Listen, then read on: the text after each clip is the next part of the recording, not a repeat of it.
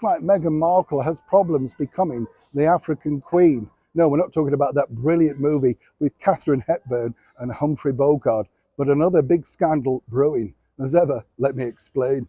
Hi, good morning. How are you? Nice to see you today. Sorry, got the giggles. I know. It's nice, though, isn't it, to have it? Do you wake up with the giggles? I just find finding something to make you laugh every day. People think I'm mad, when I say, no, sometimes I just watch the 1970s Scooby-Doo. I love Scooby-Doo, didn't you, in that particular era? Everything could be solved if it wasn't for those meddling kids. Innocent fun that we should all go back to. Let me know in the comments below, what do you tune into just to get rid of all the negativities that are in the world today? What do you mean, not you, Neil? Cheeky. Back as ever to your breaking roll story of the day. Now, this story, again, when you think about it, it is a strange one because the lifeline for Netflix with Prince Harry and Meghan Markle is really on a very thin thread. I mean, yes, as we told you recently, they've been nominated for an award with the Hollywood critics. And, it's for a non-fiction documentary, farcical in itself, isn't it? I mean, it's just full of holes.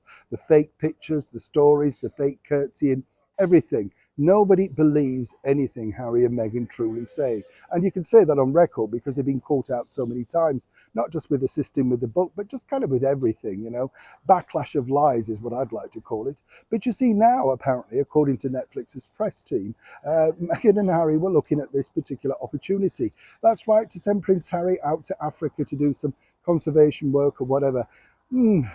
Tedious is not the word, right? I mean, we've seen it done better and bigger by more experienced presenters, the likes of Sir David Attenborough and others. Why would people be interested in this? Oh, well, apparently it's a passion, you see.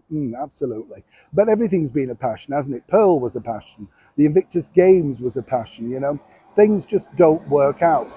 What's interesting now, though, is that the Netflix bosses are basically saying originally it was going to be Prince Harry, but Harry doesn't want to do it without Meghan. Meghan doesn't want to go to Africa. Remember, this is a place apparently that holds terrible memories for Meghan because if you recall in that now very traumatic interview, it was where she was asked, are you okay? Were you feeling all right? Well, all of these poor people in deprivation were around her. She was more concerned naturally about herself. And a lot of people hadn't asked whether she was okay. Well, now apparently Netflix are asking, are you okay to go to Africa? Apparently not, allegedly. She doesn't see the benefit of that and wants Harry and her, or should I say Meghan's new team, to split, move into a totally different direction. But they think that Harry might make a good documentary maker. You see, it's an expensive bash to take people out to Africa. It will take a lot of production, a lot of research, and more importantly, a lot of schooling to make Prince Harry seem viable on camera as a standalone star. They believe Meghan, even at some point, just interfering at points like she did on their very first date with this particular infamous picture of them attending some poor animal. Remember that one? Oh, who says Meghan Markle's not a good actress? Well, the bottom line is she just seemingly doesn't want to go. Of course, there's one thing that could persuade her, dosh. But Netflix do not want to spend any more money. They feel they've spent enough and seen very little in return. So now it's going to be up to either the team to try and persuade Meghan to go, or indeed Harry's whining. And it hasn't worked out particularly well in the past, has it?